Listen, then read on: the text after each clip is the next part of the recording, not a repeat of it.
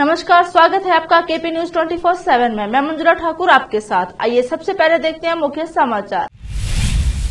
KP news के news दिखाने का हुआ असर। औराद तालुके की गरीब बीएमसी छात्रा को विभिन्न संगठनों की ओर से दी जा रही आर्थिक सहायता। घबराने की जरूरत नहीं है, लेकिन कोविड-19 सुरक्षा नियमों का करें पालन। कर्नाटक के मुख्यमंत्री बसवराज बोम्मई ने कही यह बात। संजय राउत फिर विवादित बयानों के साथ चर्चा में। मुख्यमंत्री बोम्मई ने राउत को बताया चीनी एजेंट। बिहार की यात्रा पर निकले नीतीश कुमार। भाजपा बोली पहले पापों का प्रायश्चित करें मुख्यमंत्री। मथुरा की एक अदालत ने कृष्ण जन्मभूमि मामले में 2 जनवरी से शाही ईदगाह के सर्वे का दिया आदेश।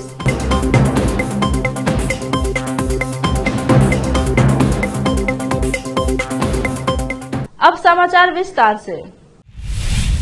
बीदर जिला के औराद बी तालुका के दुपात्मा गांव के वीरप्पा की बेटी वो बीएमएस छात्रा राधिका को औराद तालुके के वनमारपल्ली गांव में हिरिया प्राथमिक स्कूल वनमारपल्ली स्कूल की ओर से सम्मान किया गया और उनको आर्थिक स्थिति गंभीर रहने से उस छात्रा को आर्थिक सहायता दी गई। इस अवसर पर बाबूराव दिगंबर बिरादर और स्कूल के एसडीएमसी अध्यक्ष और सदस्य उपस्थित थे। साथ ही इस अवसर पर नागनाथ मुर्गे, तानाजी कदम, ईश्वर गोंडा, चांदेपुरे, पंडरी वाघमारे और स्कूल के विद्यार्थियों और टीचरों के अलावा गांव के निवासी उपस्थित थे। इस अवसर पर बाबूराव बिरादर वनमारपल्ली से संबोधित किया। बता दें कि पिछले दिनों केपी न्यूज ने औराद के दुपात्मा गांव की इस गरीब छात्रा राधिका के बारे में न्यूज दिखाई थी, जिसमें इस छात्रा की आर्थिक स्थिति ठीक नहीं होने का उल्लेख किया गया था। औराद से केपी न्यूज के संवाददाता अलीम पाशा की ओर से रिपोर्ट की गई। केपी न्यूज की इस खबर का यह असर हुआ कि उस गरीब छात्रा को विभिन्न संगठनों की ओर से आर्थिक मदद की जा रही है और केपी न्यूज देखकर राधिका को बुलाकर आर्थिक सहायता दे रहे हैं। और आज से केपी न्यूज के संवाददाता अलीम पाशा की रिपोर्ट।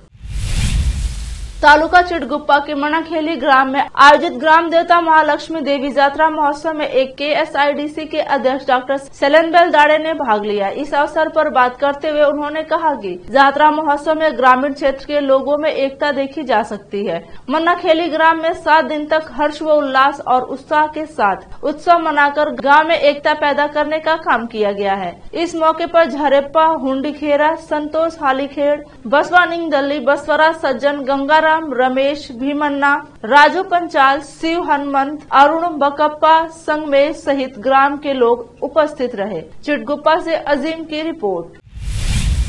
कर्नाटक के मुख्यमंत्री बसवराज बोम्मई ने शनिवार को कुछ देशों में कोविड-19 मामलों में वृद्धि के बीच लोगों से घबराने की नहीं बल्कि सावधानी बरतने की अपील की और कहा कि उनकी सरकार ने स्थिति को प्रतिबंध करने के लिए पर्याप्त उपाय किए हैं। बोम्मई ने पत्रकारों से बात करते हुए कहा, हम स्थिति पर लगातार नजर रखेंगे, लेकिन घबराने की जरूरत नहीं है। केवल एक चीज है कि लोगों को सावधान रहना चाहिए। सरकार, लोगों, संगठनों और समाज को मिलकर कोविड का सम्मान करना चाहिए। मुख्यमंत्री ने कहा कि उन्होंने हाल ही में कोविड की स्थिति की समीक्षा के लिए एक बैठक की और संबंधित अधिकारियों को प्रधानमंत्री नरेंद्र मोदी द्वारा दिए गए फैसलों को राज्य में भी लागू करने के निर्देश दिए। स्वास्थ्य विभाग के अधिकारियों को निर्देश दिया गया है। कुतुबुल्लापुर में 23 दिसंबर शुक्रवार को निजाम पीईटी 21 डिवीजन साईनगर में तेलंगाना सरकार की ओर से बस्ती दवाखाने का समागम किया गया। मुख्य अतिथि क्षेत्र के विधायक विवेकानंदा और निजाम पीईटी नगर निगम मेयर नेला गोपाल रेड्डी, नगर आयुक्त वामसी कृष्ण, डिप्टी मेयर धनराज यादव, क्षेत्र की कॉर्पोरेटर श्रीषा वीरेश और कई टीआरएस नेताओं के अलावा भरी संख्या में लोग उपस्थित रहे। इस अवसर पर इलाके के विधायक ने कहा, लोगों को हर तरह से मेडिकल ट्रीटमेंट की कोई परेशानी न होने पाए और बस्ती वालों ने उनका धन्यवाद किया। कुतुबुल्लापुर से मोहम्मद निजाम की रिपोर्ट। लंबे समय से शांत शिवसेना नेता संजय राउत अब फिर विवादित बयानों के साथ चर्चा में हैं। इस बार उनका टकराव कर्नाटक के मुख्यमंत्री बसवराज बोम्मई के साथ हुआ। सीएम बोम्मई ने उन्हें चीनी एजेंट करार दे दिया है। दरअसल इससे पहले राउत ने सीमा विवाद को लेकर कर्नाटक में चीन की तरह घुसने की बात कह दी थी। हालांकि यह पहली बार नहीं है जब राउत बयान की वजह से चर्चाओं में है। जून जुलाई में शिवसेना में बगावत के दौरान भी राउत के बिगड़े बोलों ने सियासी बखेड़ा खड़ा कर दिया था। जल संसाधन विभाग के मंत्री संजय झा ने मीडिया से जानकारी साझा करते हुए कहा कि मुख्यमंत्री नीतीश कुमार एक बार फिर बिहार की यात्रा पर निकलेंगे। सीएम नीतीश की यह यात्रा नए साल में होगी और वह जनता के बीच कई मुद्दे लेकर जाएंगे। इनमें से एक समाज सुधार का भी मुद्दा होगा। जाहिर तौर पर संजय झा ने शराबबंदी को लेकर नीतीश कुमार के रुख और जनता के विचार को लेकर इशारा किया है। अब इसको लेकर भाजपा हमलावर हो गई है। विधानसभा में नेता प्रतिपक्ष विजय कुमार सिन्हा ने कटाक्ष करते हुए कहा कि सामाजिक सुधार के बदले अपनी पार्टी में सुधार के लिए यात्रा निकालनी चाहिए। वहीं शहनवाज हुसैन ने कहा कि नीतीश जी कितनी भी कोशिश करने लेकिन लोकसभा में भाजपा की बड़ी जीत होगी। पूर्व मंत्री जीवेश मिश्र ने भी तंज कसते हुए कहा कि नीतीश कुमार को अब कांवड़ यात्रा निकालनी चाहिए। अब वक्त है छोटे से ब्रेक का, लेते हैं छोटा सा ब्रेक। हिंदुस्तान के हर कोने में हम हैं मौजूद। 24 घंटे हालात पर गहरी नजर, खबरों से जुड़े चुपते सवालात और आपको दिखाता है धार्मिक, सामाजिक, राजनीतिक, लोकल और इंटरनेशनल न्यूज की सबसे बेहतर कवरेज जो आपको रखती है हर पल बाखबर। देश और दुनिया भर की खबर के लिए देखते रहें केपी न्यूज 24/7।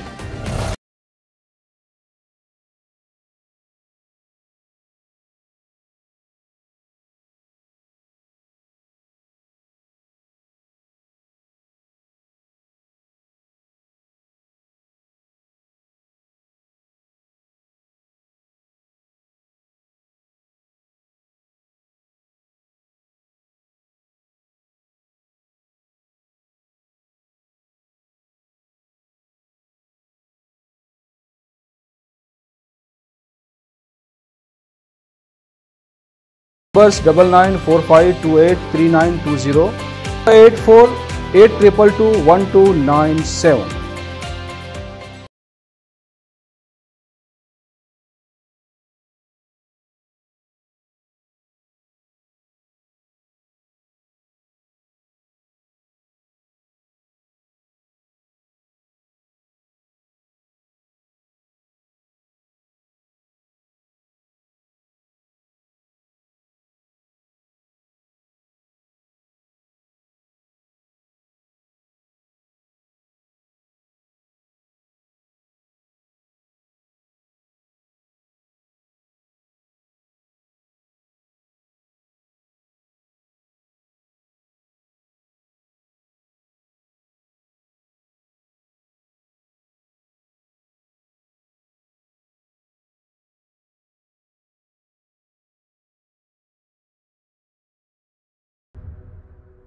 ब्रेक के बाद आपका स्वागत है।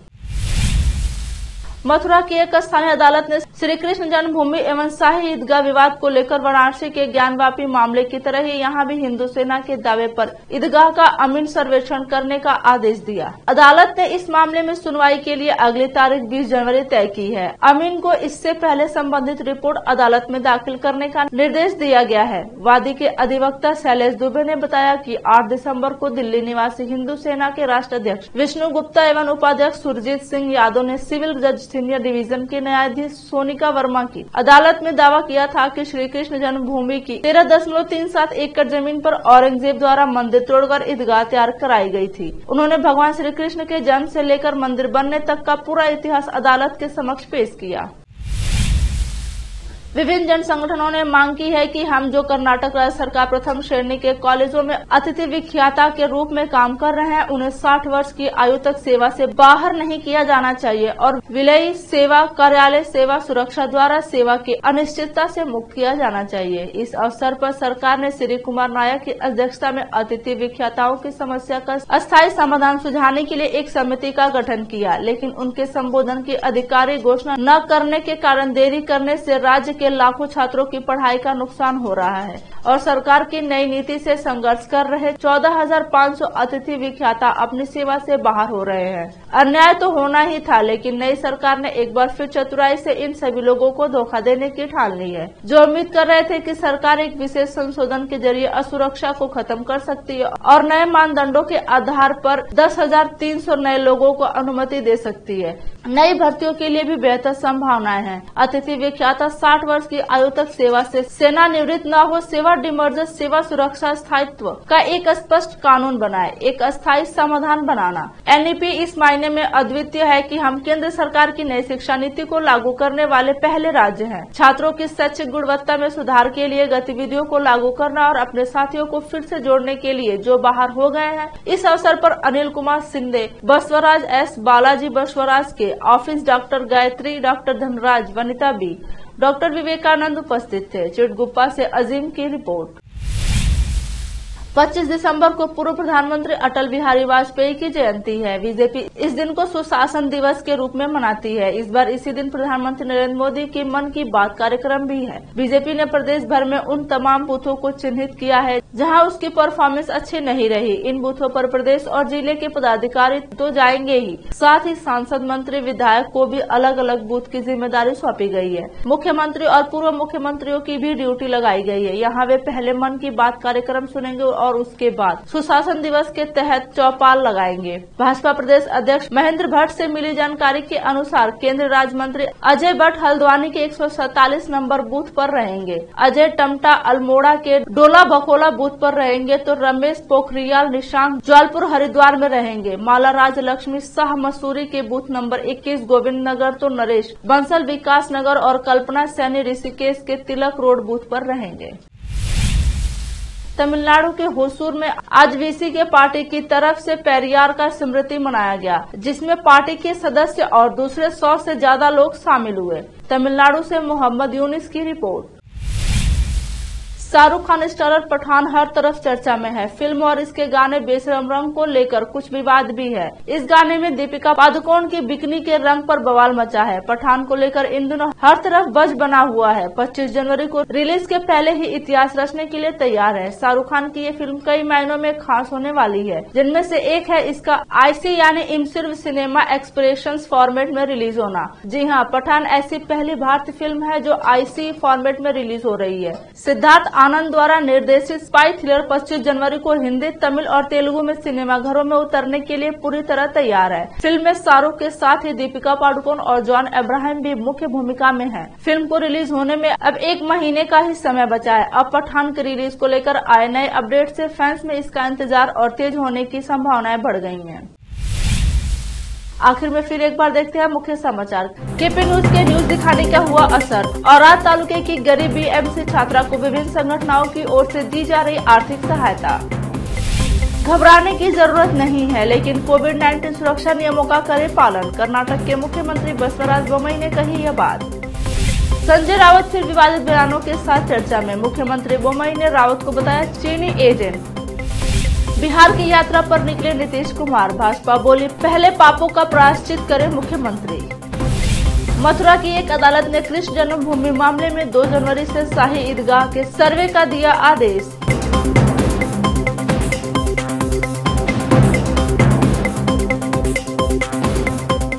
केपी न्यूज में इतना ही। देश प्रदेश के समाचारों के लिए देखते रहिए केपी न्यूज 24/7। धन्यवाद।